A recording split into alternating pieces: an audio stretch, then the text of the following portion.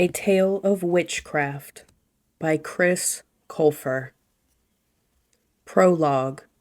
A Righteous Return. It began in the dead of night while the world was asleep. As soon as all the street lamps faded and the lanterns dimmed throughout the southern kingdom, hundreds of men across the country, 333 to be exact, suddenly emerged from their homes at precisely the same moment. The peculiar activity hadn't been planned or rehearsed. The men never discussed it with one another or even knew the identities of their fellow participants. They were from different villages, different families, and different backgrounds, but the men were secretly united by one malevolent cause. And tonight, after a long hiatus, that cause had finally called them into action. Each man stepped into the night wearing a pristine silver robe that practically glowed in the moonlight. Matching silver masks with two slits that were draped over their heads to shield everything but their eyes, and the face of a ferocious white wolf was proudly displayed across each of their chests. The ominous uniforms made the men seem more ghost-like than human, and in many ways, they were ghosts. After all, it had been centuries since the Righteous Brotherhood's last appearance. The men left their homes and journeyed into the darkness, all heading for the same location. They traveled entirely on foot and walked so softly their footsteps didn't make a single sound.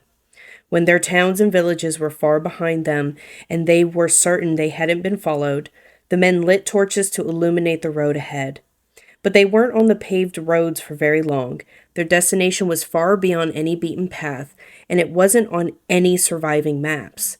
The Brotherhood hiked over grassy hills, stomped through muddy fields, and splashed across shallow streams as they trekked through uncharted territory. They had never been to their destination or seen it with their own eyes. Directions were so ingrained in them that every tree and boulder they passed felt as familiar as a memory. Some men traveled greater distances than others. Some moved faster or more slowly. But at 2 hours past midnight, the first of the 333 travelers started to arrive. And the sight was exactly as they had expected. At the southernmost point of the southern kingdom, at the base of a rocky mountain bordering the South Sea, were the ancient ruins of a long-forgotten fortress. From afar, the fortress looked like the carcass of an enormous creature that had washed ashore. It had jagged stone walls that were horribly cracked and chipped. 5 crumbling towers stretched into the sky like the fingers of a skeletal hand, and sharp rocks hung over the drawbridge like teeth in a giant mouth. The fortress hadn't been occupied by a single soul in over 600 years. Even the seagulls avoided it as they hovered in the night breeze. But regardless of its eerie appearance, the fortress was sacred to the Righteous Brotherhood. It was the birthplace of their clan, a temple of their beliefs, and it had served as their headquarters during the days when they imposed their righteous philosophy upon the kingdom. There had come a time when the Brotherhood was so effective at enforcing the righteous philosophy that such a base of operations was no longer needed. So the Brotherhood boarded up their beloved fortress, hung up their uniforms, and retreated from sight. Over time, their existence became merely a rumor. The rumor became a myth, and the myth was nearly forgotten. For centuries, generation after generation of the Brotherhood sat quietly on the sidelines and relished the profound ways their ancestors had shaped the Southern Kingdom, and, by extension, the rest of the world. But the world was changing, and the Brotherhood's time of silence was over. Earlier that day, a series of silver flags with the images of white wolves were placed throughout the towns and villages in the Southern Kingdom. The flags were subtle and hardly noticed by most citizens, but these 333 men, the flags conveyed an unmistakable message. It was time for the Righteous Brotherhood to return. And so, later that night, once their wives and children were asleep, the men quietly retrieved their uniforms from their hiding places, wrapped the silver robes around their bodies, draped the silver masks over their faces, and promptly left their homes for the fortress in the south. The first arrivals took position on the drawbridge and guarded the entrance. As the other clansmen trickled in, they lined up one by one and recited an ancient fast phrase before entering. Nothing can flee the 333. Once they were permitted inside, the Brotherhood gathered in a vast courtyard at the heart of the fortress. The men stood in complete silence as they waited for the rest of the clan to arrive. They watched one another with extreme curiosity. None of them had ever seen a fellow clansman before. The men wondered if they recognized any of the eyes peering through the mask surrounding them, but they didn't dare ask. The first rule of the Righteous Brotherhood was to never disclose your identity, especially not to one another. As they saw it, the key to a successful secret society was keeping everyone a secret. At 5 hours past midnight, all 333 members were finally present. A silver flag bearing the image of a white wolf was hoisted above the tallest tower to mark the Brotherhood's official return. Once the flag was raised, the high commander of the clan revealed himself by placing a crown of sharp metal spikes on his head. The men bowed to their superior as he climbed to the top of a stone platform, where all 332 pairs of eyes could see him. "Welcome, brothers," the High Commander said with open arms. "'Tis a glorious sight to see all of you gathered here tonight. Such a meeting has not been held in over 600 years, and our forefathers would be triumphant to know the Brotherhood has survived the test of time. For generations, the principles and responsibilities of this Brotherhood have been passed down from father to eldest son in 333 of the Southern Kingdom's finest families. And on our fathers' deathbeds, we each swore an oath to devote our entire existence, this lifetime and whatever lies beyond it, to protecting and upholding our righteous philosophy." The High Commander gestured a hand to the Brotherhood, and they passionately recited the righteous philosophy in perfect unison. "Mankind was meant to rule, and men to rule mankind." "Indeed," the High Commander said. "Our philosophy is not just an opinion, it is the natural order. Mankind is the strongest and wisest species to ever grace this planet. We were meant to dominate, and our dominance is the key to survival itself. Without men like us, civilization would collapse and the world would return to the chaos of primitive times. For thousands of years, this Brotherhood has battled the dark and unnatural forces that threaten the natural order, and our ancestors have worked tirelessly to ensure mankind's rightful supremacy. They destabilized the communities of trolls, goblins, elves, dwarfs, and ogres so that the talking creatures could never organize an attack against us. They deprived women of education and opportunity to prevent the weaker sex from rising to power. And most important of all, our ancestors were the first to wage war against the blasphemy of magic and send its wicked practitioners into oblivion." The clansmen raised their torches high above their heads and cheered for their ancestors' heroic deeds. 6 centuries ago, this Brotherhood accomplished its greatest feat yet, the High Commander continued. Our ancestors carried out a meticulous plan to put King Champion I on the throne of the Southern Kingdom. And then they surrounded the young king with an advisory council of high justices who are under the Brotherhood's control. Soon the righteous philosophy became the foundation of the mightiest kingdom on earth. The talking creatures were ostracized and stripped of rights.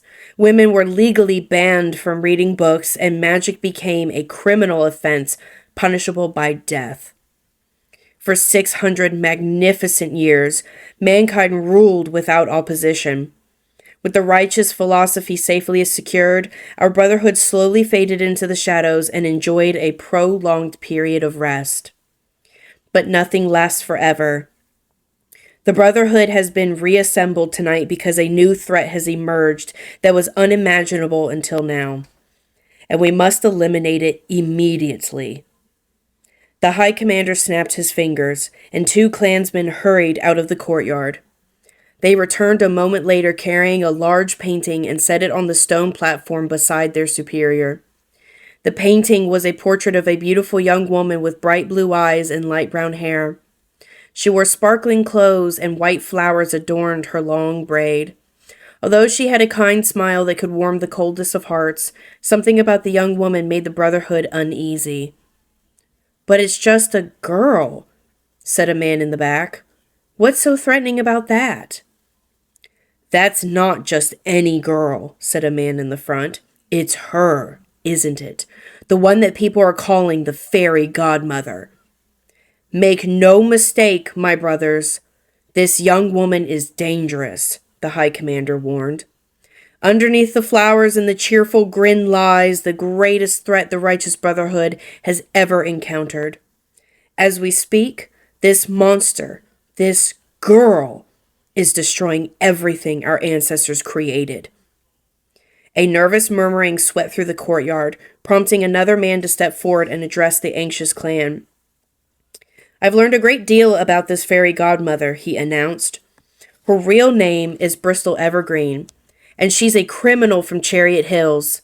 Last year, she was arrested for female literacy and conjuring magic. She should have been executed for her crimes, but Bristol Evergreen was spared because of her father, Justice Evergreen. The justice used his connections to lessen her punishment, and instead of death, she was sentenced to hard labor at the Bootstrap Correctional Facility for troubled young women. But Bristol Evergreen was only there for a couple of weeks before she escaped. She fled to the southeast in-between and joined a devilish coven of fairies. She's lived there ever since, developing her sinful abilities with other heathens like her. I'd say her abilities are more than developed now, the High Commander chimed in. Recently, Bristol Evergreen bewitched King Champion the 14th into amending the laws of the Southern Kingdom. The in-between was divided into territories so the talking creatures and the fairies would have proper homes. Women were granted permission to read and seek higher education. But worst of all, Bristol Evergreen orchestrated the worldwide legalization of magic. Virtually overnight, every trace of the righteous philosophy was stripped from the Southern Kingdom's constitution. But Bristol Evergreen's reign of terror doesn't end there, my brothers. She has since opened an atrocious school of magic in the fairy territory and invited all members of the magical community to move there and develop their own unnatural abilities. When she's not teaching, Bristol Evergreen travels across the kingdoms with a crew of colorful degenerates known as the Fairy Council. They've captured the world's attention and affection, claiming to help and heal those in need, but our Brotherhood will not be fooled. The magical community's objective is the same today as it was 600 years ago: to brainwash the world with sorcery and enslave the human race. The Brotherhood roared so loudly the ancient fortress shook. High Commander, I fear we're too late, said a man in the crowd. Since the Fairy Council appeared, the public has grown fond of magic. I've overheard people discussing the surprising benefits the legalization has caused. Apparently, illnesses and diseases are on the decline, thanks to the new potions and elixirs that are sold in apothecaries. They say agriculture is thriving, thanks to the spells protecting crops from frost and insects. And people are even crediting our growing economy to the popularity of enchanted products. Every man wants a self-driving carriage, every woman wants a self-sweeping broom, and every child wants a self-swinging swing set. Public opinion is starting to shift about the other amendments too, said another man in the crowd. In fact, most of the Southern Kingdom actually likes the changes King Champion has made to the Constitution. They say allowing women to read and pursue education has elevated discussions in our schools, causing students of all genders to think outside the box. They say splitting the in-between into territories has made the talking creatures more civilized. And now travel and trade between kingdoms is much safer than before. All in all, the people believe the legalization of magic has sparked a new age of prosperity, and they wonder why it didn't happen sooner. Their prosperity is a facade, the High Commander shouted. A hydrangea may be beautiful, its scent may be pleasurable, but it is still poisonous when ingested. If we don't restore the righteous philosophy, our world will begin to rot from the inside out. Too much diplomacy will make us weak. Too much equality will kill initiative. And too much magic will make us lazy and incompetent. The magical community will dominate us, the natural order will crumble, and absolute pandemonium will ensue. But how do we restore the righteous philosophy? A clansman asked. King Champion is under Bristol Evergreen's influence, and we need the king to amend the law. Not necessarily, the High Commander scoffed. We need a king, not the king. From the new creases in his mask, the Brotherhood could tell their superior was smiling. And now for the good news, the High Commander said. King Champion the 14th is 88 years old, and it won't be long until a new king sits on the throne of the Southern Kingdom. And as fate would have it, the next king is very sympathetic to our cause. He respects the natural order, he believes in the righteous philosophy, and like us, he has not been fooled by the Fairy Council's display of compassion. The next king has agreed to abolish King Champion's amendments on one condition, that we appoint him as the new leader of our Brotherhood and serve him as a righteous king. The clansmen couldn't contain their excitement. Until now, they could never have imagined a world in which the sovereign of the righteous Brotherhood and the sovereign of the Southern Kingdom would be one and the same. If they proceeded wisely, such an outcome could solidify the righteous philosophy for generations to come. What about the magical community? A clansman asked. They're more powerful and popular than ever before. Surely they'll revolt against the new king or bewitch him just as easily as the old king.